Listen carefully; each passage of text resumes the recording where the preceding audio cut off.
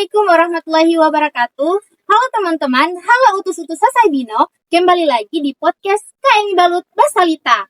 Nah, pada kesempatan kali ini, kami akan kedatangan narasumber yang sangat luar biasa. Beliau merupakan mahasiswa semester 3, namun beliau sudah memperoleh banyak prestasi. Mulai dari menjadi mahasiswa berprestasi atau MAPRES, beliau juga menjadi Duta Anti Narkoba tahun 2025, dan juga beliau juga sudah sering mengikuti MTQ Syahril Quran. Nah, pasti utus itu sudah penasaran nih. Mungkin langsung saja kita panggil narasumber kita yang sangat luar biasa pada hari ini. Halo Alda, bagaimana kabarnya hari ini? Baik banget, alhamdulillah. Oke. Apa gimana? Alhamdulillah baik.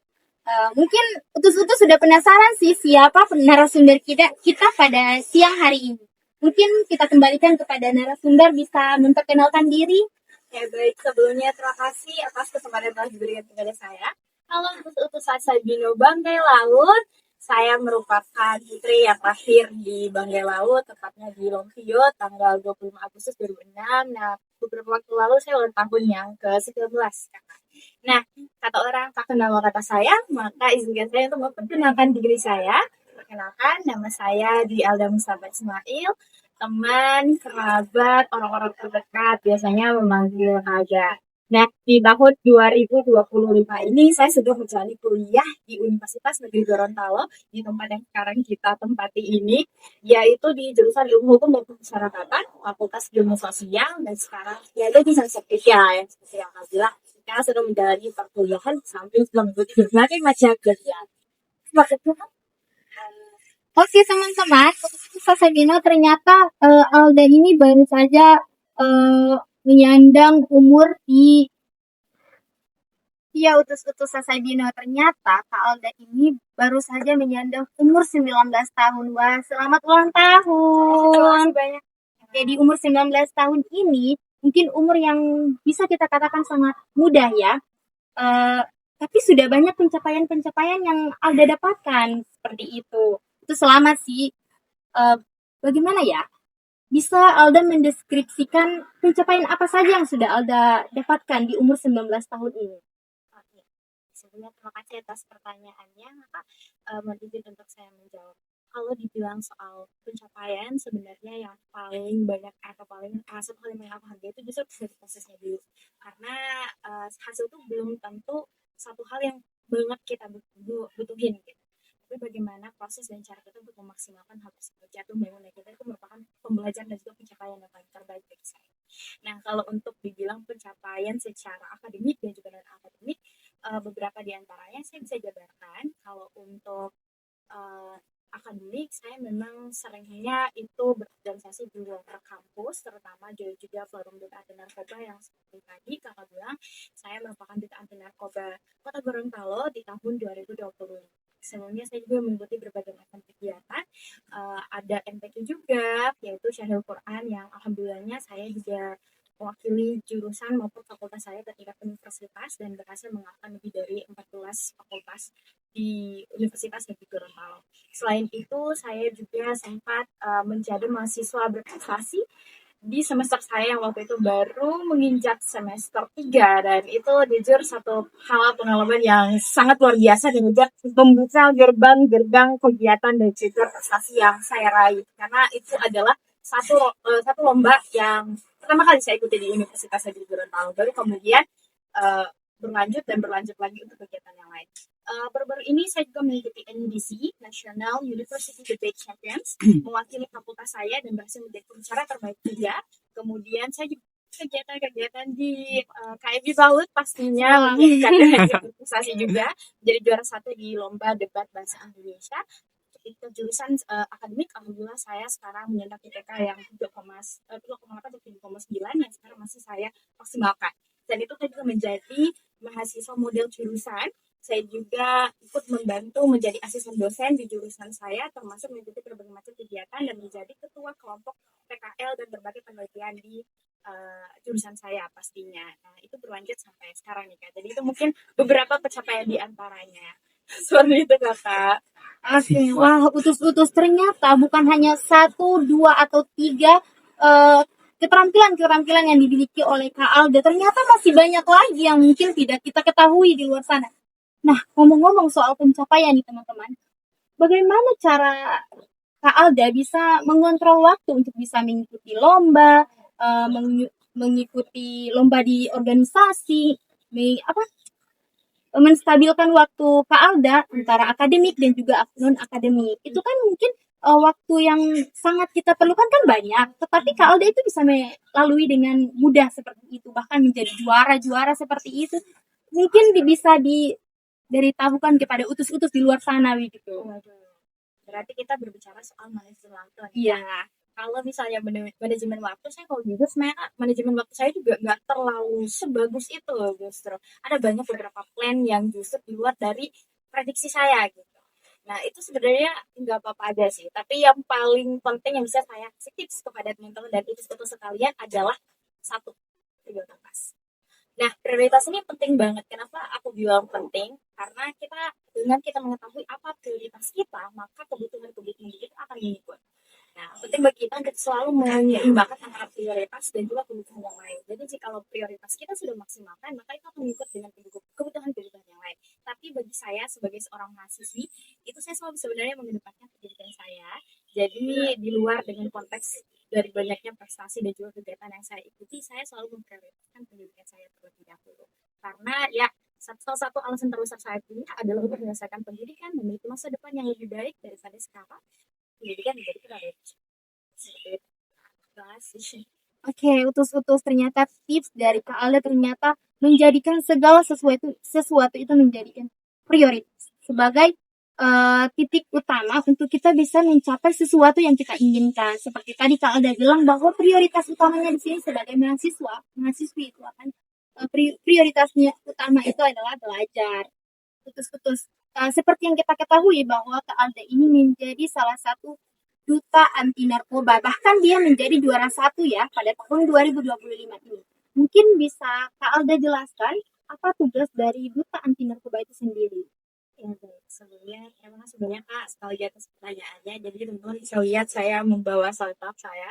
Tapi yang paling penting sebenarnya bukan kita membawa saltap atau gelar itu sendiri, tapi kontribusi. Maka sebagai seorang duta anti narkoba, izinkan saya sini untuk bisa memberikan sedikitnya apa sih sebenarnya tugas dari duta anti narkoba dan apa sebenarnya menjadi prioritas utama dari tugas saya sebagai seorang duta anti narkoba.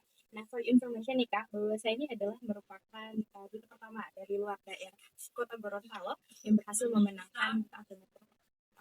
Nah, ini adalah satu hal yang bisa membuat saya ingin membuktikan kepada utus-utus sekalian, terutama di Kabupaten Bangkalan, untuk jangan pernah teman-teman mendiskreditkan diri sendiri, apalagi hanya karena kita berasal dari daerah lain. Nah, itu penting. Makanya itu kemarin saya bisa mengatakan apa orang-orang bilang terhadap hal tersebut, sehingga saya berdiri di sini sebagai seorang duta anti narkoba dan menyandang gelar sebagai juara satu putri. Nah, tugas kami sebenarnya sebagai duta anti narkoba itu sudah jelas, yaitu untuk bisa memberikan kepada terutama para remaja untuk bisa menghindari yang namanya narkoba. Nah, kalau dari BNN sendiri sebenarnya kami itu bertugas untuk mensosialisasikan dan memberantas narkoba itu dari awal.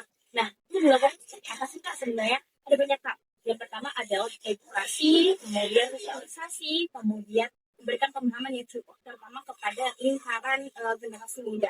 Karena sebagai seorang tonggak generasi yang akan mendongkrak masa depan Indonesia, terutama di Indonesia emas di tahun 2050, maka penting bagi kita untuk bisa memberdayakan remaja-remaja kita untuk bisa menghindari dari yang namanya narkoba. Karena kita tahu bahwa faktanya di Indonesia sendiri itu masih menjadi gerbong terbesar dari narkoba. Jadi penting bagi kita sebagai seorang generasi muda untuk memiliki kesadaran yang utuh untuk bisa memberantas hal tersebut.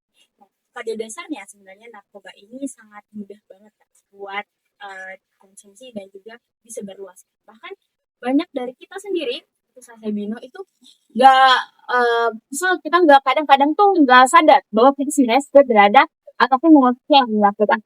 Kita tentu nggak kita memilih circle dan juga kalian saya juga kasih nih Kak sebenarnya selain tugas itu saja sih sebenarnya prosesi dan juga bagaimana caranya narkoba itu bisa muncul di lingkungan sekitar kita. Nah, teman-teman, narkoba itu datang biasanya dari lingkungan yang jahat. Karena sih bisa bilang lingkungan yang jahat.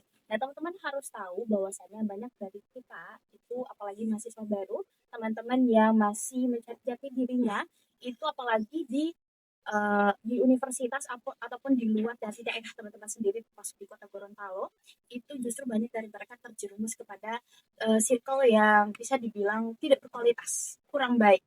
Nah, dari circle tersebut biasanya kadang-kadang kakak mereka itu saling ajak mengajak.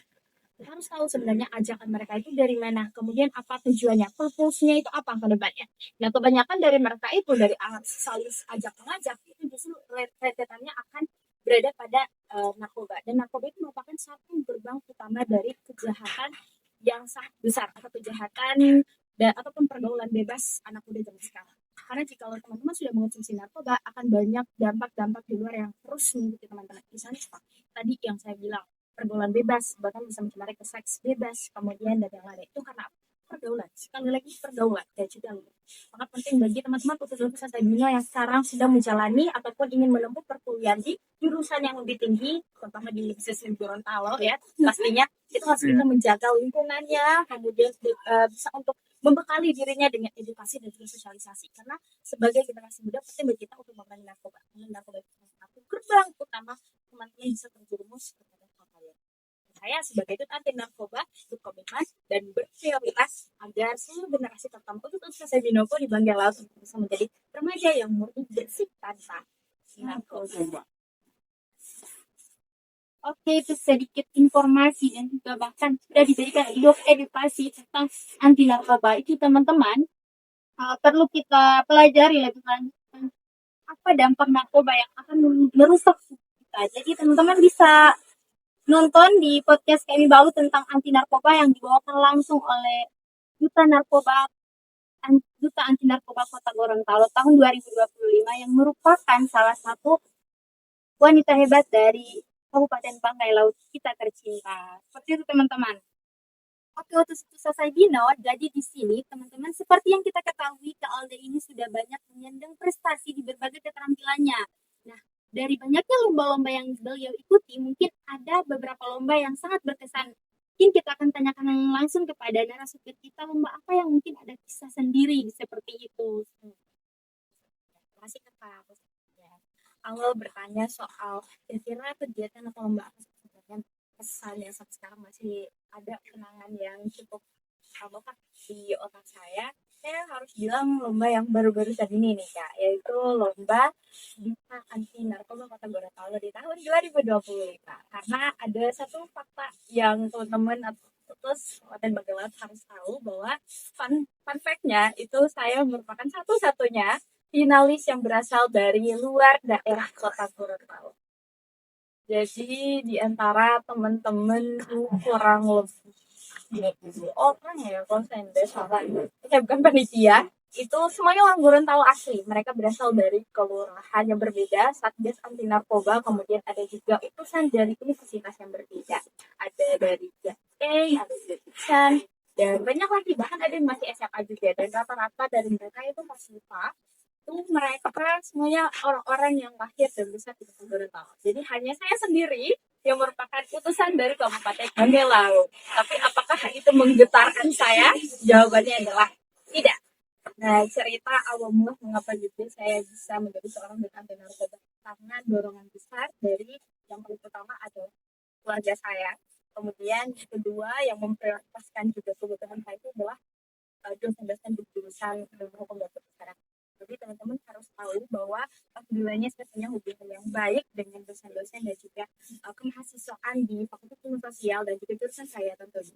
Salah satu dosen yang menjadi orang yang penggerak saya untuk bisa mengikuti kegiatan itu adalah dosen yang saya sebutkan namanya, mohon maaf, Pak Arianto Milu. Terima kasih banyak Bapak karena sudah memberikan kepercayaan diri yang luar biasa dan dorongan yang hebat bagi saya untuk bisa melaju ke finalis anti narkoba pada saat itu. Walaupun dalam hati saya Kak sebenarnya saya masih kalau cuma saya nih kayaknya yang dari kabupaten lain emang pantas gitu. Karena sekali lagi ini adalah pemilihan di Kota Gorontalo, bukan tempat lahir saya kan, bukan tempat di mana saya berkembang. Sedangkan teman-teman itu sudah lebih dulu mengenal dan juga lebih dulu berteman di Kota Gorontalo, sehingga situasi dan kondisi terutama pada bidang narkotika di lingkungan mereka itu mereka mengetahui. Namun saya sendiri pun merasa cukup percaya diri bahwa ya saya juga boleh bersaing, saya juga bisa untuk menyesuaikan diri saya dan juga bisa memperlihatkan ke orang kalau saya walaupun dari kabupaten yang lain, terutama dari Kabupaten Bangka bisa ikut bersaing di kota Gorontalo ini. Nah, teman-teman selain itu saya berdirinya saya bukan berdiri ya duduk lagi saya di sini bilangnya berdiri. Duduknya saya di sini juga sekalian mau memberikan salah satu dorongan kepada teman-teman untuk terus saya di Novo Pakai Bangga Laut bahwa kita memutuskan untuk melaju ke perguruan tinggi dimanapun teman-teman berada. Saya selalu mengingat satu kata ini bahwa mutiara walaupun di tempat sampah akan selalu melihat memperlihatkan sinar. Maka hal itu yang selalu saya pegang. Dimanapun saya berada, saya membuktikan diri saya bahwa saya bisa bersinar, saya bisa membuktikan diri saya. Maka itu yang saya lakukan sih. Walaupun saya merupakan satu-satunya finalis di luar dari Kota Gorontalo, saya bisa membuktikan bukan saya di sini duduk di sini memperlihatkan kepada teman-teman bahwa, hey, ini anak daerah bisa membuktikan dirinya sendiri dan bahkan menjadi juara satu, menjadi pionir, menjadi brand ambassador, menjadi orang-orang terdepan dan menjadi orang-orang yang selalu bersinar terutama di bidang kedutaan gitu ya menjadi cerminan dari orang. Oke, utus-utus itu ada sedikit juga motivasi untuk teman-teman yang ada di Kabupaten Banggai Laut agar kalau kita berproses jangan hanya di tempat itu saja teman-teman, bisa kita keluar di mana saja dan kita buktikan seperti yang Kak Alda katakan bahwa umpamakan diri kita itu sebagai mutiara, di mana tempat kita ditempatkan kita tetap bisa. Tapi itu teman-teman. Ngomong-ngomong ya Kak Alda, dari tadi sempat berbicara tentang bahwa Kak Alda itu sebagai brand ambassador ya. Oke, brand ambassador. Boleh dijelaskan nih brand ambassador mana itu?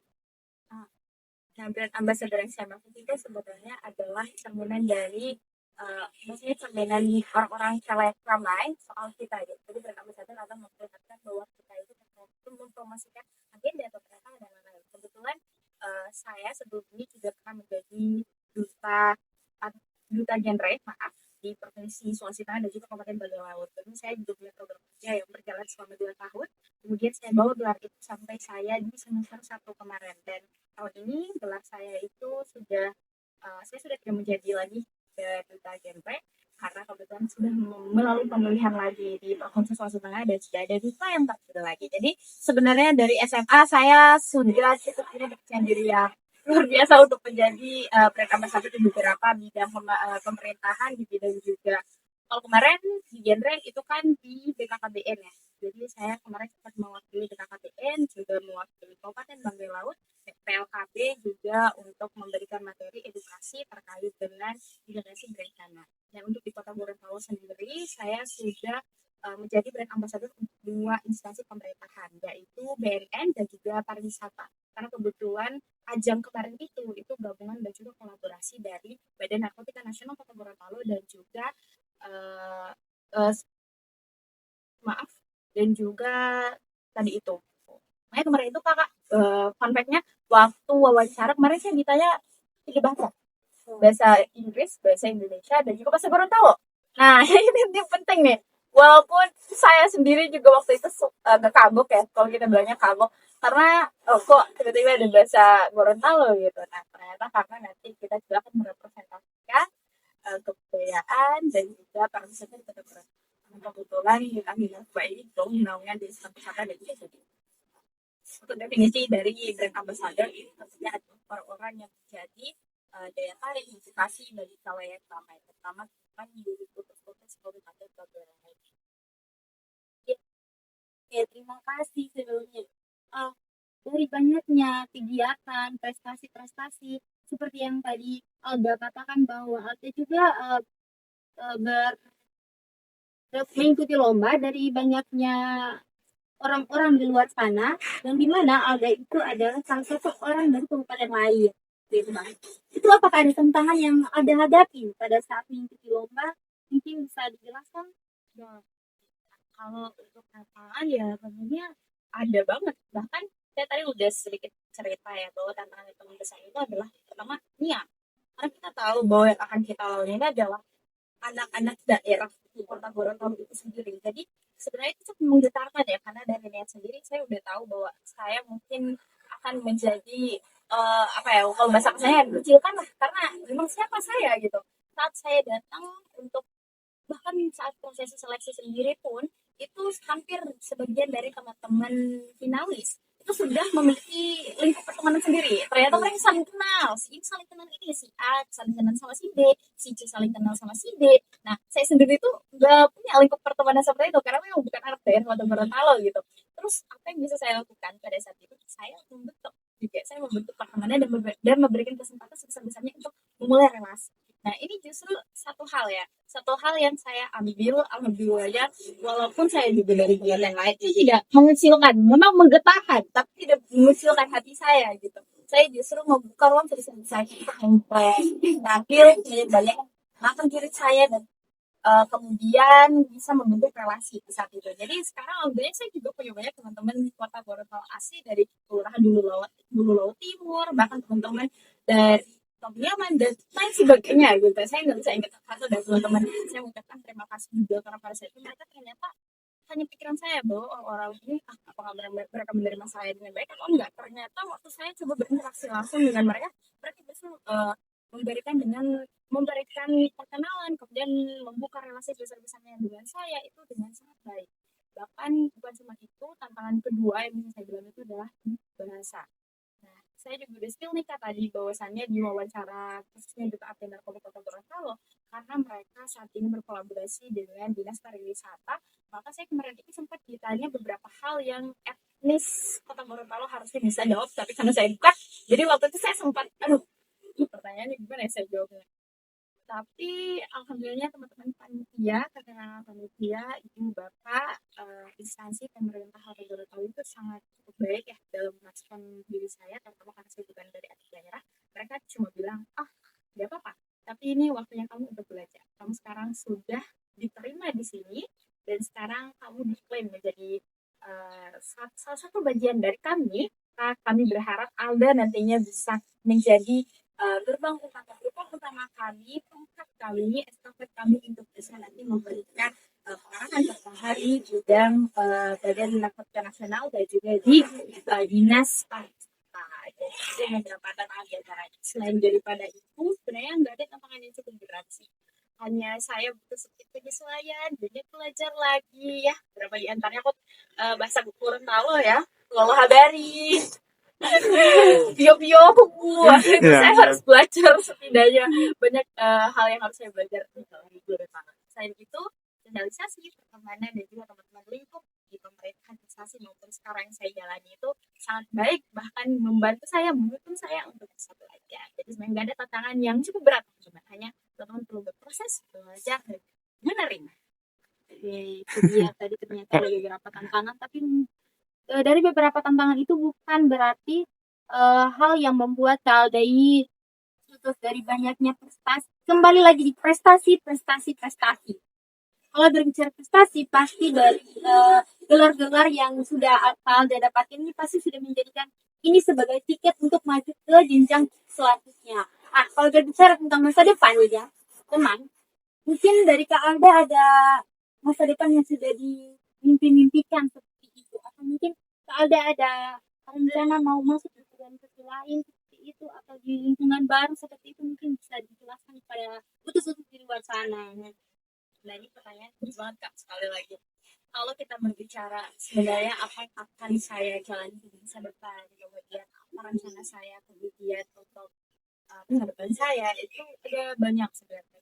Karena saya pada dasarnya anak yang suka mencoba banyak hal, suka untuk memasuki berbagai macam lingkungan baru. Jadi ya, tentunya saya punya rencana untuk masuk dan juga bergabung di beberapa lingkup organisasi, kemudian hasil lain. Iya, dan kan ada tapi sebelum itu saya mau belajar diri terhadap saya. Nah, kemarin di semester 1 saya itu sama sekali tidak join organisasi apapun kecuali KNI Balut. Nah, itu ada alasannya. Itu bergantung ataupun menyinggung dari peserta saya. Nah, makanya penting bagi saya teman-teman, apalagi untuk saya guna Kabupaten Banggai Laut yang mau untuk masuk kepada perguruan tinggi, dari sebelum kalian masuk perguruan tinggi itu penting sekali untuk perencanaan masa depan teman-teman. itu juga saya dapatkan dari forum sih, forum generasi berencana. Namanya generasi berencana, harus sudah berencana dong dari awal. Makanya dari awal itu saya sudah menata sebenarnya perencanaan masa depan saya. Di awal perkuliahan saya, semester 1 dan semester 2, saya fokus pada penyesuaian diri, penyesuaian lingkungan, kemudian melihat situasi. Nah, kenapa perencanaan awal saya itu adalah seperti itu adalah agar saya tidak terjerumus ke lingkungan yang baik. Dan alhamdulillahnya di gerbong awal dari saya memasuki perguruan tinggi, saya bertemu dengan teman-teman luar biasa yang menjadi keluarga saya sampai sekarang, yaitu KMI Balut. Nah, itu salah satu organisasi yang saya join sampai sekarang di semester 3 ini sebelum akhirnya masuk di forum anti narkoba. Itu salah satu hal perencanaan awal saya. Nah, sekarang saya sedang menjalankan perencanaan masa depan saya, yaitu masuk ke berbagai macam forum yang memberdayakan dan juga menjadi inspirasi di lingkungan masyarakat, yaitu menjadi duta anti narkoba. Kemudian saya juga menjadi mahasiswa berprestasi. Saya aktif membentuk relasi jurusan tentunya satu, kemudian di forum masyarakat dan membentuk relasi di kategori hal. Nah, untuk perencanaan masa depan saya kembali di 2-3 tahun ke depan, tentunya saya akan join di berbagai organisasi lain yang punya impact besar di masa depan saya. Saya sebenarnya berencana banget nih Kak untuk masuk di komunitas literasi. Ya, saya pernah dengar juga. Benar, itu.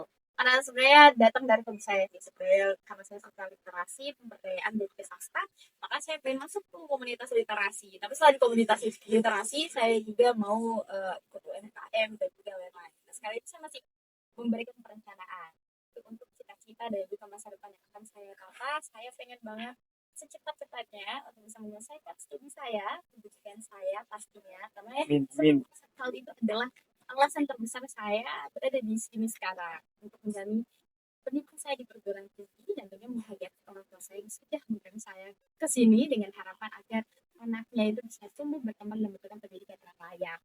Nah, baru setelah itu saya juga ingin sekali tetap berada ataupun menjadi seorang yang menginspirasi dan bisa berkembang dan memberikan kontribusi nyata. Kan kita agent of change, seorang generasi yang memberikan perubahan.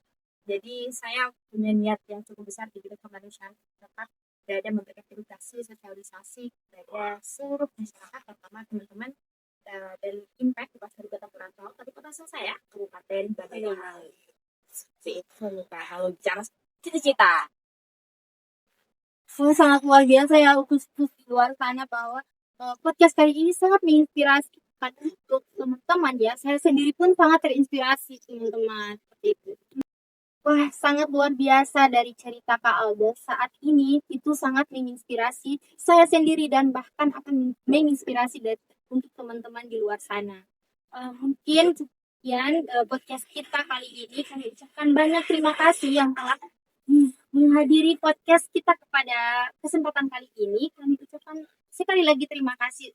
Dan juga terima kasih juga kepada teman-teman di luar sana, utus-utus Sasabino yang masih menonton podcast KMI Balut Basalita. Jangan lupa datang terus di akun YouTube KMI Balut Basalita ya teman-teman. Mungkin sebelum kita tutup ada closing statement dari Kak Alda untuk teman-teman dan juga utus-utus yang ada di KMI Balut. Sampai gitu, sekali lagi saya mengucapkan terima kasih. Kalau bahasa Gorontalo odu Allah, teman-teman. Odu Allah, teman-teman. Menonton, kemudian tentunya teman-teman sudah menyimak tadi pembahasan kami.